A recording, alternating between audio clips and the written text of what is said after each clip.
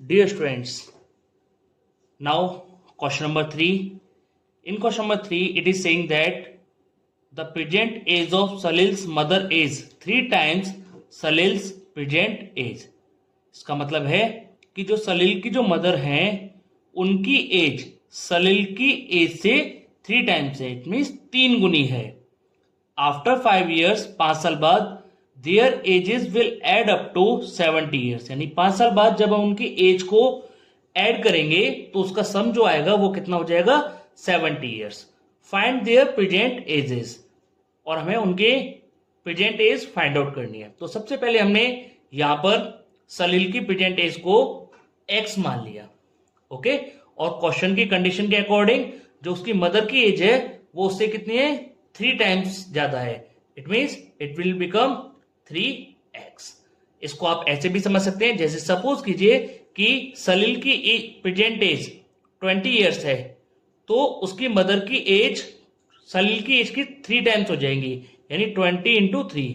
Then mother age will be 60 years. Okay. Now after 5 years their ages, Salil की जो as हो जाएगी 5 years बाद, तो वो कितनी हो जाएगी 5 years इसमें ऐड हो जाएगा x plus 5 and his mother's age that will become 3x plus 5.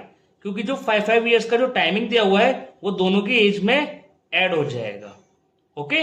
अब उसने कंडीशन रखी है कि 5 years बाद जो भी एज होगी जब उनको सम करेंगे तो वो किसके इक्वल होगा 70 के इक्वल होगा. ओके. 70 years.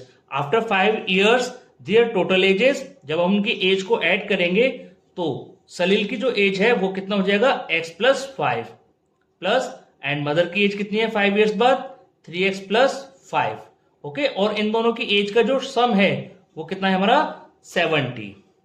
यहां से हम ब्रैकेट को ओपन करेंगे, x plus 5 plus 3x plus 5 is equal to 70. अगर हम यहां देखते हैं तो देखिए वेरिएबल हमें x दिया हुआ है और यहां पर 3x दिया हुआ है, तो वेरिएबल वाले टर्म्स के साथ ऐड और सब्ट्रैक्ट होता है और जो कांस्टेंट टर्म होता है वो कांस्टेंट टर्म के साथ ऐड और सब्ट्रैक्ट होता है. तो यहां वेरिएबल के साथ हम वेरिएबल वाले टर्म्स को ऐड करेंगे.